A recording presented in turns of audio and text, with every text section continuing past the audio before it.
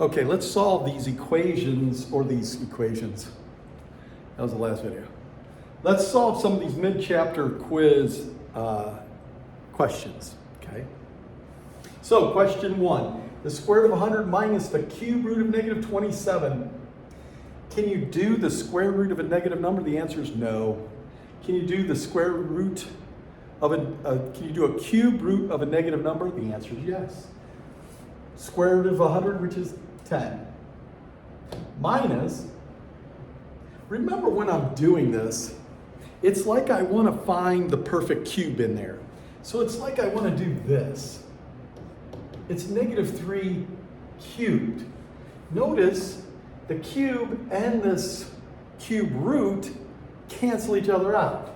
So I have 10 minus, once these things go away, you're just left with minus 3. Well, minus a minus is 10 plus 3, which is 13. Okay? Going over here. Well, look, if I have the same cube root, this is like saying if I have x, I got an apple and an apple, I can add the apples together. And I can't reduce this. So 3 plus 2, which is 5, cube root of 4x squared. Well, that's easy. You just add the numbers. It's like adding 3x plus 2x. Okay? Next, go over here. Remember, this 1/3 goes with everything that is inside the parentheses. It's like I'm distributing it, and when you distribute, you multiply. So I have this, 64 to the 1/3. X, well, this is 3 times 1/3, so that's just x to the first. This is y to the 1/12, because you're multiplying two fractions together. You multiply across the numerators and across the denominators, okay? Well, this is now the cube root of 64. This is the cube root of 4 cubed. Well, those go away, and I'm just left with 4. X, y to the 1/12. Now, I would say this. If you have one oddball kind of exponent, don't change this into a radical. Because remember, this 1/12 is only going with the y. Leave it just like this. That's a good answer. Good answer. Okay, next. Look at these. Now, if I have these, I'm going to take a look at the numbers first, and I'm just going to see if I can actually divide that. Well, I can. This is now the square root of this. 4 goes into 500. What is that? 1, and that's 10, so that's 2. So is this what? 125. Now, you could also do it this way. And no, I'm not going to do it that way. X cubed over y to the 4th. This is all under that. Okay?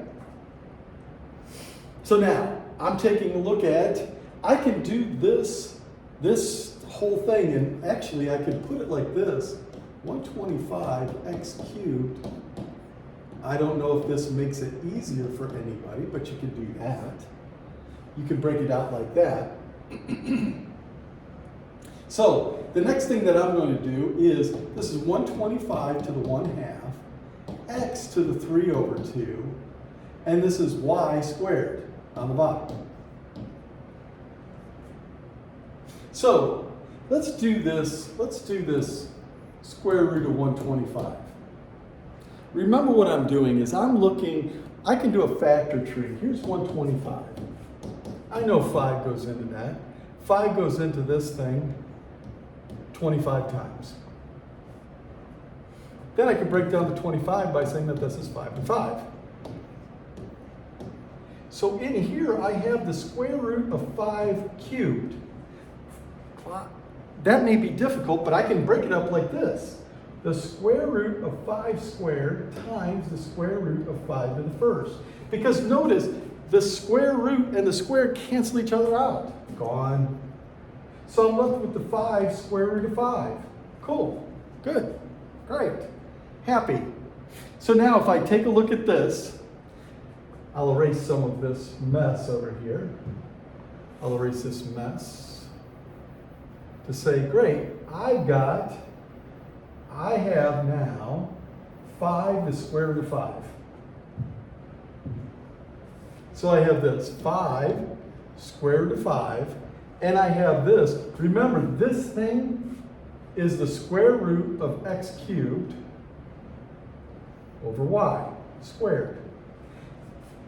X cubed is the same thing with what I just did a little bit earlier, which I did this. I can break this up. This is like saying the square root of x squared and the square root of x, because that's to the first. Well, these things go away. Gone, gone. X, the square root of x. Okay, let's try to put this whole thing together. 5 square root of 5. X times x square root of x all over y squared. Get rid of this junk. Get rid of this junk here so you can see what I'm doing. Okay, or not. Okay, or not. Here's a large eraser. Okay, next. So now, let's put this all together. 5x, the square root of 5x, all over y squared. Okay? Next. I'm going to take these things and break them up. So I'm going to do the cube root of 54 and the cube root of x to the 5th. Because this is the cube root, I have to match this root, x to the 3rd times x to the 2nd. I can factor tree 54. Well, this is 2 times 27. This is 3 times 9, and this is 3 times 3. Well, look at that. I've got the cube root of 3 cubed times 2. Look at what comes out. This eliminates this, so that 3 comes out, and I'm left with the cube root of 2.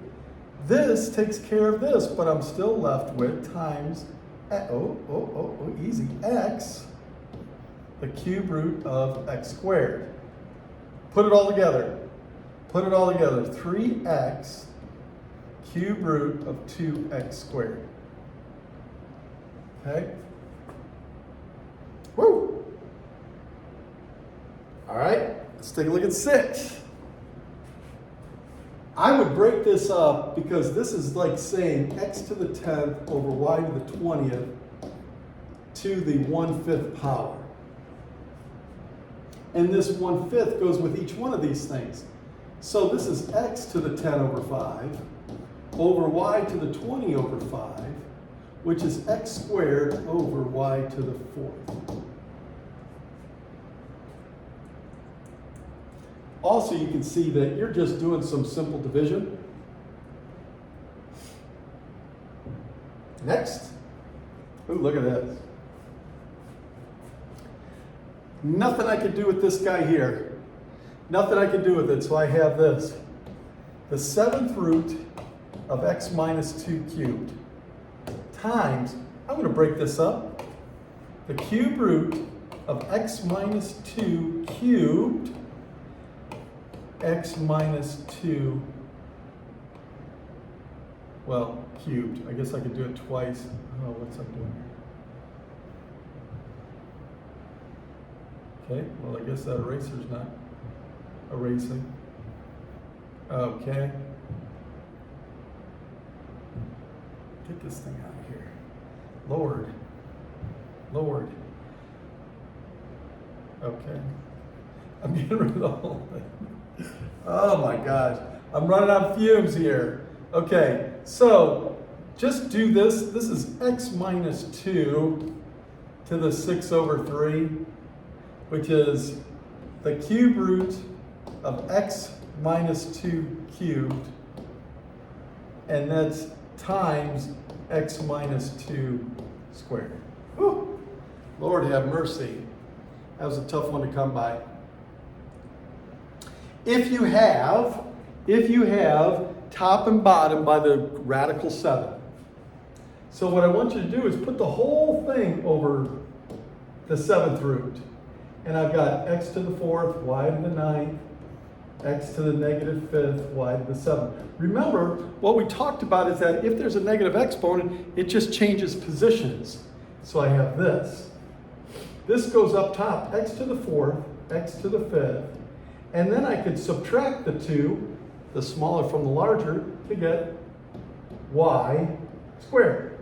Well, this is the 7th root of x to the 9th y squared. Well, I can make this as x to the 7th times x squared.